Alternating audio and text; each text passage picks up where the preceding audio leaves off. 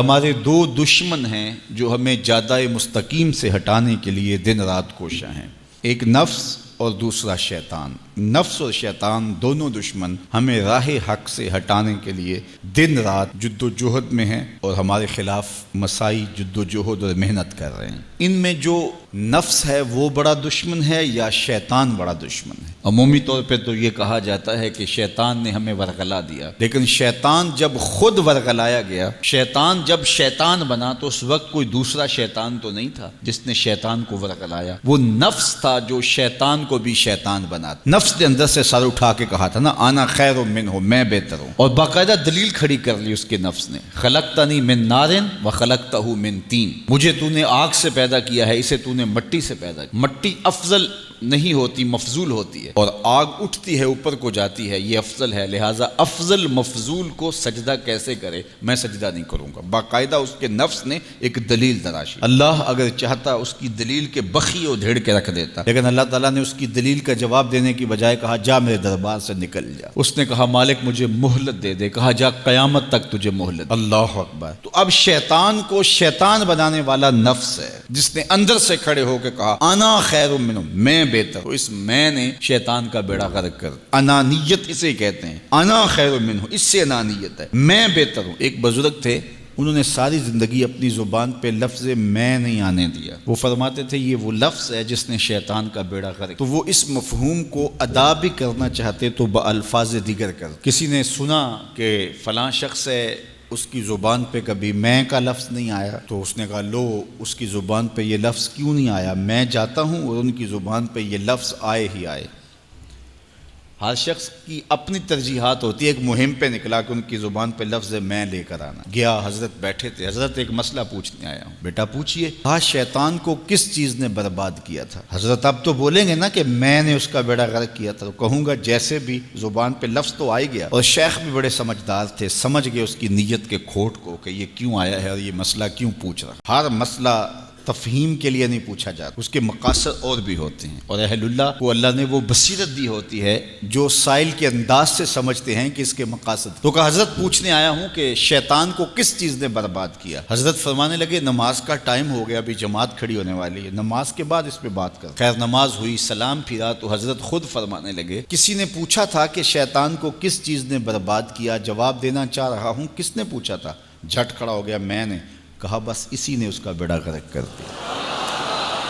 تو انانیت میں جو ہے یہ شیطان کو شیطان بنانے والی، نفس جس نے اندر سے سر اٹھایا اور کہا آنا خیر منہ، میں بہتر ہوں، تو یہ شیطان کو شیطان بنانے والا نفس ہے۔ تو نفس شیطان سے بھی بڑا دشمن۔ اب ہمارے ساتھ دو بڑے دشمن لگے ہوئے، ایک شیطان اور دوسرا نفس، اور دونوں ہمارے باطن کو اجاڑنے کے لیے، ہمارے من کو بے چراغ کرنے کے لیے، ہمارے اندر کی روشنیاں بجھانے کے لیے دن رات کوشاں۔ ایک تنہا ناتواں اکیلی جاں، دو دشمنوں کے نرغے میں، اور دونوں دشمن بڑے تگڑے اور بہت طاقتور، اور ہر وقت ہمارے اوپر حملہ آور۔ الشیطان جاسم علی قلب ابن آدم فاذا ذکر اللہ خنس واذا غفل وسوس۔ حضرت نبی رحمت صلی اللہ علیہ وآلہ وسلم نے ارشاد فرمایا شیطان اولاد آدم کے دل پہ قبضہ جماتا ہے، اور جب بندہ غافل ہوتا ہے تو یہ وسوسے ڈالتا ہے، اور جب بندہ اللہ کا ذکر کرتا ہے تو یہ بھاگ جاتا ہے۔ تو شیطان وسوسہ اندازی کرتا ہے، باطن کو اجاڑتا ہے، من کو لوٹتا ہے۔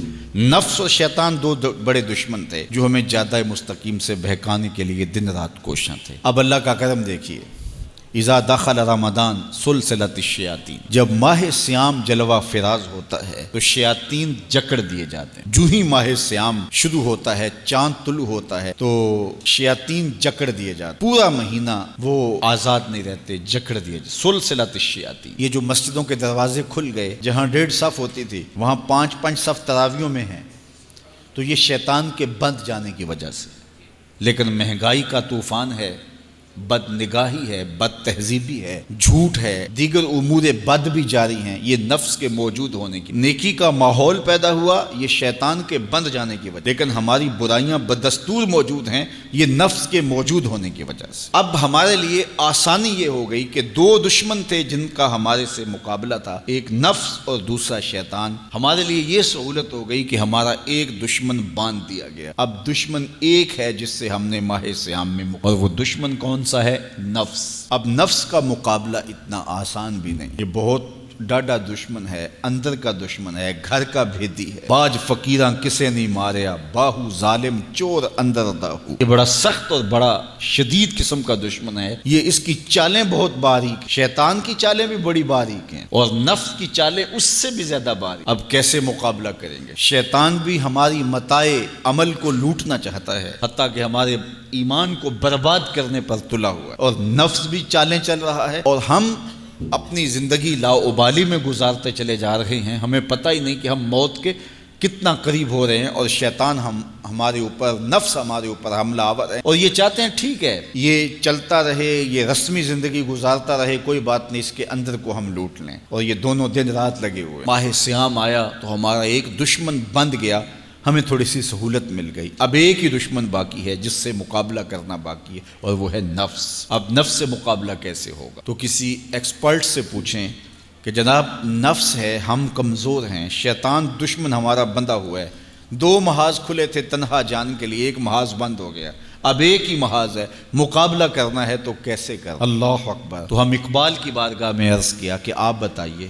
وہ کہنے لگے میں آپ کو اپنے مرشد مولانا رومی کے پاس لے جاتا ہوں۔ رومی کے پاس اقبال لے کر کے گئے تو رومی نے کہا کہ میں آپ کو ایک اور شخص کا پتہ بتاتا ہوں، اور وہ اتنا کامل ہے اور اس شعبے میں اس قدر ایکسپرٹ ہے۔ اس نے کہا ہفت شہر عشق را اتار گشت، ما ہنوز اندر خمیں یک کوچام۔ عشق کے 7 شہر حضرت شیخ فرید الدین اتار گھوم چکے ہیں، اور ہم پہلے شہر کی پہلی گلی کے کونے میں کھڑے ہیں۔ یعنی اتنا بڑا شخص شیخ فرید الدین علیہ رحمہ، تو کہا وہ بتائیں گے تمہیں کہ نفس کا مقابلہ کیسے کرنا ہے۔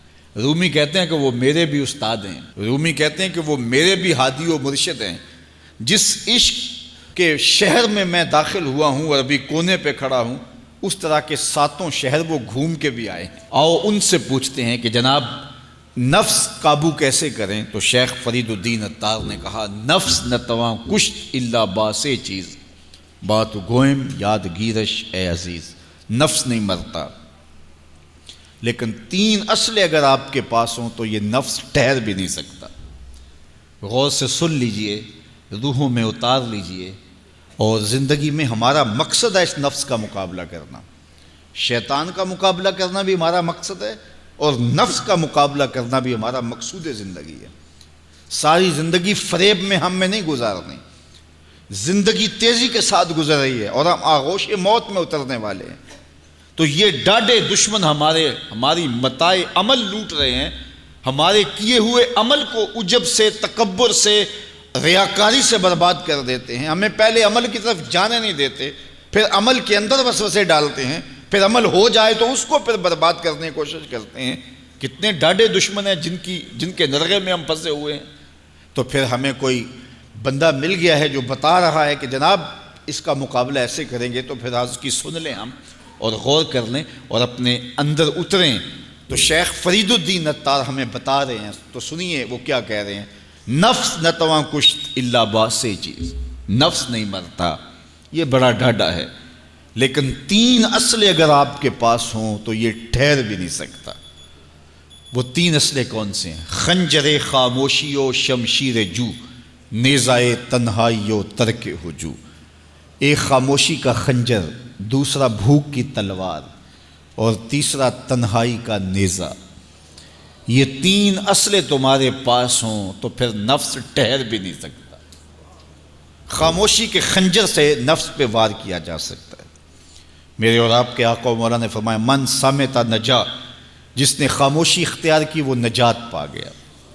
ہماری زندگی کے جتنے بھی برے اعمال ہیں ان میں سے سب سے زیادہ برے اعمال ہماری زبان کرتی ہے۔ ہمارے ہاتھ بھی گناہ کرتے ہیں، کسی پہ ظلم کریں تو گناہ کرتے ہیں، ہمارے پاؤں بھی گناہ کرتے ہیں، برائی کے اڈے پہ چل کے جاتے ہیں، ہماری آنکھیں بھی گناہ کرتی ہیں، ہماری سوچیں بھی گناہ کرتی ہیں، ہم حرام کمائیں کھائیں تو پیٹ بھی ہمارا گناہ کرتا ہے، لیکن سب سے زیادہ گناہ ہماری زبان کرتی ہے۔ جھوٹ یہ بولتی ہے، غیبت یہ کرتی ہے، بہتان یہ لگاتی ہے، گالی گلوچ سب و شتم یہ کرتی ہے، گلے شکوے کا انداز، ناشکری کا لہجہ یہ اختیار کرتی ہے۔ اسی لیے میرے اور آپ کے آقا و مولا نے فرمایا جو تمہارے 2 جبڑوں کے درمیان ہے، یعنی تمہاری زبان اور جو دو ٹانگوں کے درمیان ہے تمہاری پارسائی کی جگہ، ان دو چیزوں کی تم مجھے ضمانت دے دو، میں محمد تمہیں جنت کی ضمانت دے دیتا ہوں۔ تو اپنی زبان کی حفاظت کرنی ہے۔ دیکھیے یہ سننے کے لیے چیزیں نہیں ہیں محض، بلکہ ان پر ہم عمل کریں، اور آج سے ہی دیکھیے یہ موسم رحمت ہے، رحمت کی برکھا برس رہی ہے، اور یہ موسم نور ہمارے سیکھنے کے لیے ہے۔ تو ہم اپنے نفس کو کیسے قابو کریں گے؟ دو دشمن تھے، ایک بندھا ہوا ہے، چھوٹ کے کچھ نہیں کر سکے گا اگر نفس کو قابو میں کر لیا، اور اگر ہم نفس کنٹرول نہ کر سکے وہ تو جہنم کی آگ میں اور زنجیروں میں جکڑا ہوا پیچ و تاب کھا رہا ہے کہ یہ جو ٹوپیاں پہنے ہوئے مسجدوں میں جاتے ہو نا، میں عید کے دن نپٹ لوں گا تم سے، وہ تو اور نفس کے ساتھ مل کے ہمارا بیڑا غرق کرے گا اور ہمیں اور دور کر دے گا اور ہماری باطنی اساس اور بنیاد اور کمزور کر دے گا۔ اس لیے ضرورت ہے کہ ہم اپنے نفس کو ان دنوں کے اندر کمزور کریں۔ اس کا پہلا نسخہ کیا ہے؟ خاموشی کا خنجر۔ آپ جب خاموشی اختیار کریں گے، زبان کو صرف ضرورت کے لیے استعمال کریں گے، تو پھر نتیجہ کیا ہوگا کہ آپ کے گناہ بہت کم ہوں گے، جھوٹ کم ہوگا، غیبت نہیں ہوگی، بہتان تراشی نہیں ہوگی، دیگر اعمال جو زبان کے ذریعے سے صادر ہوتے ہیں اور ہم گناہوں میں اضافہ کرتے چلے جاتے ہیں، تو زبان کو اگر کنٹرول میں کر لیں گے۔ اللہ اکبر! حضور علیہ الصلوۃ والسلام نے زبان کے کنٹرول کرنے کی تلقین کی، اور یہ بغیر ہڈی کے گوشت ہے، اس کو سنبھال لیا جائے۔ 32 دانتوں میں جکڑ کے رکھی گئی زبان ہے، لیکن یہ پھر بھی قابو میں نہیں رہتی۔ اس کو کنٹرول میں کر لو، اس کو قابو میں کر لو۔ ایک روایت میں آتا ہے جب صبح ہوتی ہے تو سارے اعضائے بدنیاں زبان کے آگے ہاتھ جوڑتے ہیں کہ بی بی تو نہ کچھ کرنا، تیری وجہ سے ہم سزائیں کاٹیں گے اور اذیتیں پائیں گے۔ تو زبان کو قابو میں کرنا، اور اس کا علاج کیا ہے؟ خاموشی۔ من صمت نجا، جو خاموش ہوا وہ نجات پا گیا۔ خنجر خاموشی، خاموشی کا خنجر ہو تو نفس کے لیے بہت بڑا وار ہے۔ دوسری بات، شمشیر جو، بھوک کی تلوار۔ بھوک کے ذریعے نفس کشی ہوتی ہے۔ نفس کا مقابلہ بھوک سے ہم کر سکتے ہیں، چونکہ جب بھوک ہوگی تو اس وقت بہت ساری خواہشات جو ہیں وہ دم توڑ جائیں گے۔ اللہ کے محبوب علیہ السلام کا ایک فرمان سنیے، بالخصوص نوجوانوں کے نام۔ یا معشر الشباب من استطاع منکم الباء فلیتزوج فإنہ اغض للبصر واحسن للفرج فمن لم یستطع فعلیہ بالصوم فإنہ لہ وجاء۔ فرمایا اے جوانوں کے گروہ، تم میں سے جو نکاح کرنے کی طاقت رکھتا ہے وہ دیر نہ کرے، جلدی نکاح کر لے۔ کیوں کہ نگاہ اور پارسائی کی جگہ کا محافظ ہے، تمہاری نظر کو بھی محفوظ کرے گا اور تمہاری پارسائی، تمہاری عصمت کے جوہر کو بھی محفوظ کرے گا۔ تو اگر کسی کے پاس استطاعت ہے تو وہ نکاح کرنے میں دیر نہ کرے۔ فَإِن لَمْ يَسْتَطِعْ، اور اگر کوئی طاقت نہیں رکھتا، اس کے حالات ایسے نہیں ہیں کہ وہ نکاح کر پائے، فَعَلَيْهِ بِالصَّوْمِ، تو فرمایا وہ کثرت کے ساتھ روزے رکھے۔ فَإِنَّهُ لَهُ وِجَاءٌ، روزے اس کے لیے قاطع شہوات ہیں اور اس کی مشکلیں آسان کرنے والے ہیں۔ تو نوجوانوں کو اگر استطاعت نصیب ہو جائے تو وہ شرم نہ کریں، وہ نکاح کی طرف بڑھیں تاکہ ان کی عصمت کے جوہر کی حفاظت ہو سکے۔ لیکن کسی وجہ سے نکاح میں تاخیر ہے تو پھر وہ کثرت کے ساتھ روزے رکھیں۔ روزوں کی کثرت گناہ سے، شہوات سے، برائی سے، گناہوں سے انسان کو بچاتی ہے۔ تو کثرت کے ساتھ روزے رکھے جائیں تو روزہ بھوک جو ہے وہ نفس کشی کا ایک مؤثر ترین علاج ہے، اور یہ میرے اور آپ کے آقا و مولا نے بیان فرمایا۔ تو بھوک کی تلوار جو ہے یہ نفس کشی کا ایک مؤثر ذریعہ ہے، اور نفس کا سر کاٹنے کے لیے بھوک کی تلوار ہمیں ہر وقت حمائل کیے رکھنی چاہیے اور ہر وقت اپنے ساتھ لٹکا کے رکھنا چاہیے۔ کثرت کے ساتھ ہمیں روزے رکھنے چاہیے۔ تیسری بات فرمایا نیزہ تنہائی، تنہائی کا نیزہ۔ جب آپ عمومی طور پہ مجلسی زندگی میں ہوں گے تو بہت ساری خطائیں اور بہت سارے گناہ مجلسی زندگی میں آپ سے سرزد ہوں گے، تو جب آپ تنہائی اختیار کر لیں گے تو بہت سارے گناہوں سے بچ جائیں گے۔ حضرت شاہ نقشبند بخاری علیہ رحمہ فرماتے ہیں کہ فقیر کے لیے سب سے بہتر جگہ اللہ کا گھر مسجد ہے، یا پھر کامل شیخ کی صحبت ہے، یا پھر تنہائی ہے۔ چوتھی جگہ سوائے ہلاکت کے اور کچھ نہیں ہے۔ العافیۃ فی العزلہ، عزلت میں، تنہائی میں عافیت رکھی گئی ہے۔ اس لیے اپنے آپ کو ایسے ہجوم میں، ایسی جگہوں پہ لے جانے سے روکیں، اپنے آپ پر ضبط کریں جہاں نظر پاک نہیں رہتی، جہاں خیال کی پاکیزگی کا سامان نہیں رہتا، اور جہاں آپ کی جو ہے وہ آپ کی زبان محفوظ نہیں رہتی۔ دوستوں کے ساتھ بیٹھیے، آپ عزیزوں رشتہ داروں کے پاس جائیے، ضرور ملاقات کیجیے، لیکن اس کا ایک اعتدال ہونا چاہیے۔ اگر آپ سمجھتے ہیں کہ کسی جگہ جاتے ہوئے، کسی جگہ پہنچ کر آپ کی نظر میں پاکیزگی نہیں رہے گی، خیالات میں گندگیاں گردش کرنے لگ جائیں گی، سوچوں میں آوارگی آنے لگ جائے گی، تو وہ شادی کی تقریب ہو یا کوئی اور تقریب ہو، وہاں جانے سے اپنے آپ کو روک لیں، کیونکہ وہاں جا کے آپ اپنا کوئی فائدہ نہیں کر رہے، اپنا نقصان کرنے جا رہے ہیں۔ تو جہاں آپ کو یقین ہو کہ آپ وہاں اپنے آپ کو بچا نہیں پائیں گے، اپنی حفاظت نہیں کر پائیں گے، تو وہاں سے تنہائی بہتر ہے، وہاں سے عزلت بہتر ہے۔ تو یہ تین چیزیں ہم اگر کر لیں تو یہ نفس کشی کا ایک مؤثر ذریعہ ہے۔ اب ماہ صیام کے اندر اللہ تعالیٰ یہ تینوں چیزیں ہمیں نصیب کرتا ہے۔ ہم زیادہ بولتے نہیں ہیں، روزے سے ہوتے ہیں، بلکہ فرمایا اگر تم سے کوئی شخص بحثے، کوئی الجھے، کوئی لڑائی کرنا چاہے، بدتمیزی کرے، تو اس سے کہو انی صائم، میں روزہ رکھا ہوا ہے۔ اور اسی طرح بھوک تو میسر ہوتی ہی ہوتی ہے۔ اور تیسری بات کہ عزلت بھی میسر ہو جاتی ہے، اس میں آپ ذکر کے لیے، فکر کے لیے، روزے میں آپ تلاوت کلام مجید کے لیے تنہائی اختیار کرتے ہیں۔ تو گویا روزہ ایک ایسی تربیتی ورکشاپ ہے کہ جس کے ذریعے سے آپ کے نفس کی تہذیب ہو جاتی ہے۔ جب نفس قابو میں آ گیا، نفس کنٹرول میں آ گیا، نفس کو آپ نے کمزور کر لیا، تو شیطان چھٹ کے بھی کچھ نہیں کر سکے گا، کیونکہ شیطان ہمارے اوپر حملہ کرتا ہے نفس کے ذریعے سے۔ باہر کا دشمن ہے اور نفس اندر کا دشمن ہے۔ ہمارے دیہاتوں میں چوری ہو جائے نا تو بوڑھے بزرگ مل کے بیٹھ جاتے ہیں کہ بتاؤ چوری کیسے ہوئی، تو ایک نقطے پہ سارے متفق ہوتے ہیں، اور وہ نقطہ یہ ہوتا ہے کہ کوئی اندر کا بھیدی ضرور ہے۔ جب تک کوئی اندر کا بندہ نہیں تو باہر سے کوئی آ کے از خود چوری نہیں کر سکتا، تو کوئی اندر کا بندہ ضرور موجود ہے۔ نفس اندر کا بھیدی ہے اور شیطان باہر سے آ کر حملہ آور ہونے والا ہے۔ اس لیے شیطان کو اندر آنے کا موقع نفس دیتا ہے۔ نفس کو ہی کمزور کر لیجئے، وہ آپ کا ساتھی بن جائے، نفس امارہ، نفس مطمئنہ بن جائے، اور وہ نفس جو برائی کا حکم دیتا ہے وہ نفس امارہ کہلاتا ہے، اور جب وہ کثرت ذکر سے، عبادت سے نفس مطمئنہ بن جاتا ہے تو پھر وہ شیطان کے لیے رکاوٹ کا ذریعہ بن جاتا ہے اور آپ کی زندگی محفوظ ہو جاتی ہے۔ اور یہ ہمارا کام ہے، یہ ہمارے کرنے کا وظیفہ ہے۔ دیکھیے حضرت انسان کو اللہ نے اختیار دیا، زندگی دی، فہم دیا، ادراک دیا، گناہ کی قوتیں اور نیکی قوتیں ساری اس کے ساتھ لگی ہوئی ہیں۔ اس نے صرف ایک لا ابالی شخص کی طرح زندگی نہیں گزارنی کہ جو سامنے آ گیا کھا لیا اور جو زبان پہ آ گیا بول دی، ایسا نہیں ہے۔ یہ تو انسان ہے، اس کو تو اپنی زندگی کی راہیں خود متعین کرنی ہے کہ میری دنیا آخرت کے لیے نفع بخش کیا چیز ہے اور نقصان دہ کیا چیز ہے۔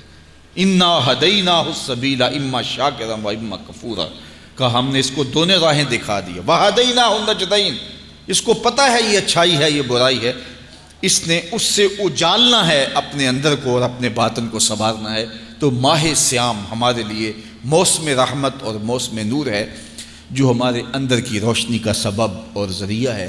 تو آئیے یہ موسم اللہ نے ہمیں نصیب کیا، قرآن مجید کی کثرت سے تلاوت کریں، نفس کمزور ہوگا، تنہائی اختیار کریں، نفس کمزور ہوگا، اپنی زبان پہ قابو کر لیں، نفس کمزور ہوگا، بھوک تو ہم روزے کی وجہ سے کاٹتے ہی کاٹتے، نفس کمزور ہوگا۔